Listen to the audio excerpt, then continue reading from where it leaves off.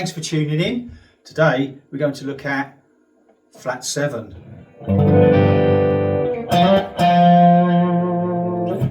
And how we can use it to enhance our blues playing. It's only one note, but it makes a big difference if you include it within some of your soloing. I promise it sounds okay. So sit tight, we're going close and I'll explain it all. So here we are, up nice and close. I've got my trusty American Pro Stratocaster and my Larry Miller t-shirt. Even though there's a Les Paul on there, I'm playing a Strat.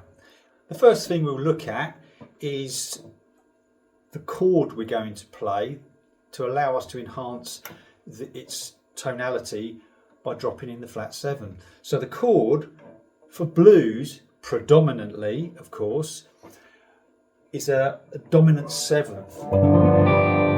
Okay, and that is basically a standard bar chord in G. We're going to do it in G today. Yeah, a revelation. If we lift our little finger off, we expose the D string, which gives us our flat 7. The note is an F. Okay, so how do we get to that point? Well, if I sort of give you a quick overview of where we are, that's a G major chord. Now what we have there is a major 7.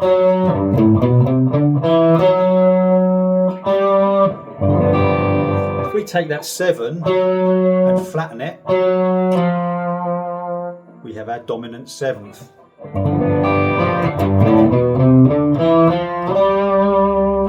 It's known as a Mixolydian scale. We're not going to go down the modal route on this video, but that essentially is what it is. But in the blues, the dominant 7th chord rules most of the time. Okay, so there's your chord. Now, if you know the blues and you know your scales a little bit, it's based around 2 scales really, or 3 if you like. The minor pentatonic,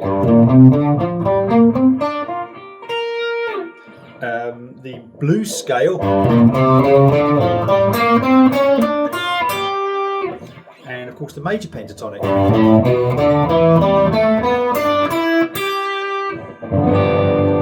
Now I have done videos on all those subjects, which you can find here. So have a look. Okay, so let's get into the tone of the flat 7. So if I play my dominant 7th chord, as I played before, it's the note F. Okay, so,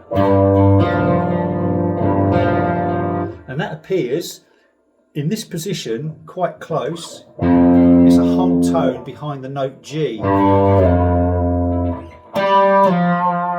if we come into second position, same place, same thing, just different octaves. So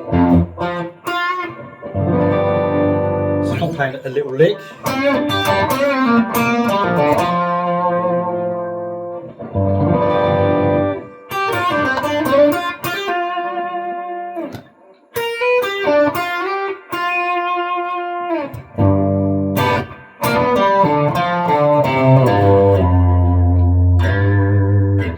Okay, sounds pretty cool.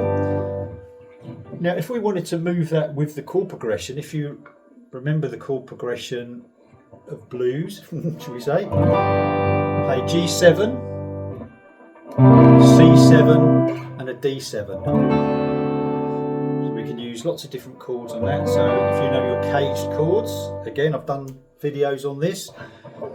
There's a C7, there's another C7. Here's a D7. Here's another D7. Okay, so they can vary in different positions.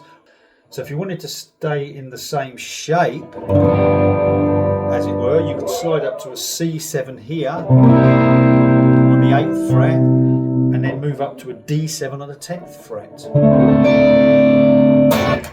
Now the thing about that is, you can keep your flat 7s relative to where you are with the chord.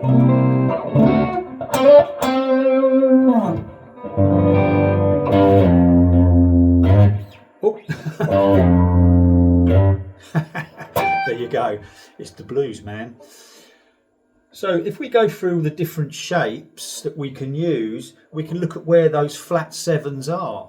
So we've gone through the first shape and I've shown you where the flat 7s are. If we move up to the what we call an A shape C7,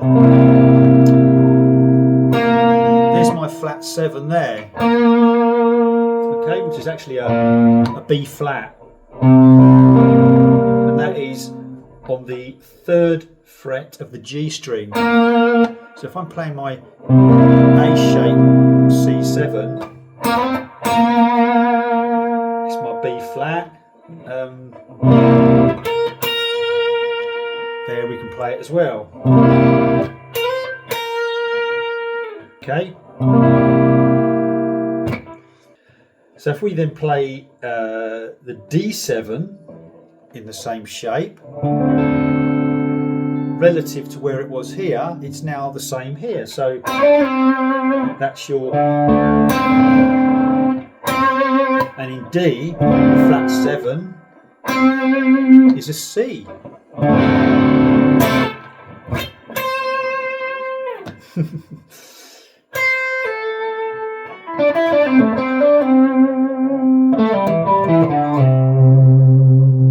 Okay. If we change the shape like we had here, we know it's a B flat as our dominant 7th. So as we play the chord, we know that the flat 7's there, and of course we also know that it's there. And again, if we come up using the D7 in the same shape, relative to that chord, there's my flat 7 there. We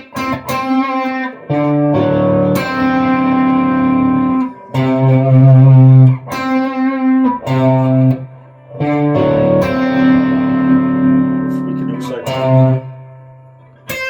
there it is there. Okay.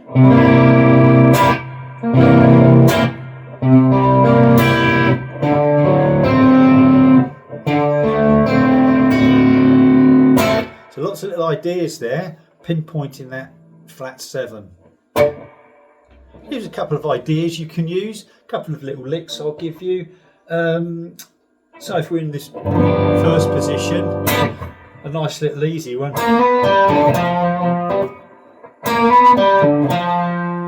So we're playing the G string on the 3rd fret, hammering on to the 4th fret, playing the 5th fret on the D string, coming down to the 5th fret on the A string, hitting the flat 7 on the 3rd fret of the D string, and you can resolve it back up to the G, which is on the 5th fret of the D string, if you wanted to end it however you like.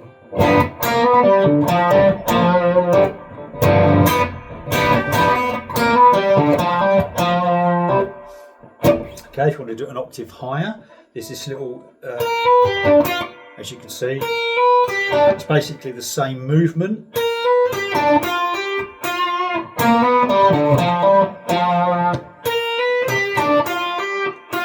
Because there we have a G7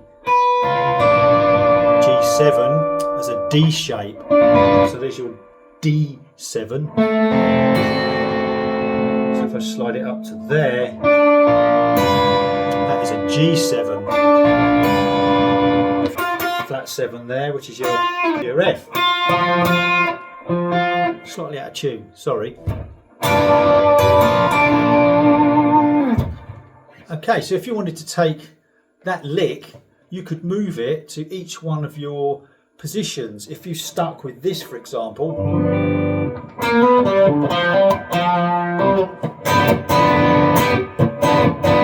when you move up to, okay, move to the top.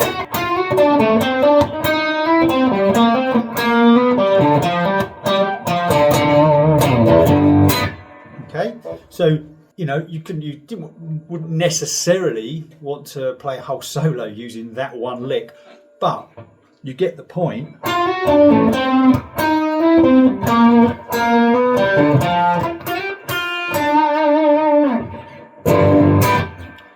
Here's a lick in the C position there. So this is on the 4 chord, if you like, of the 12 bar, and it's a nice little run that we can do here.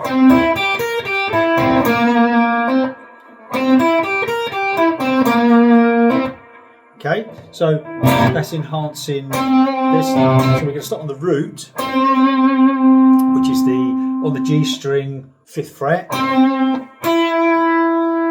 then the B string 5th fret, E string 3rd fret,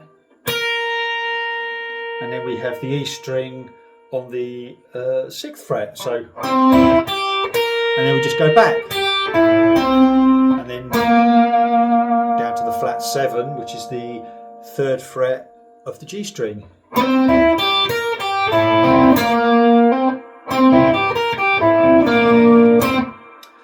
Could move that to the D, and we could even slip it up to the G. So G, a high dominant 7th there.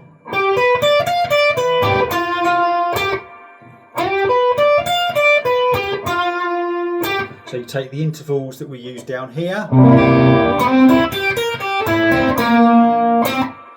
move them up accordingly.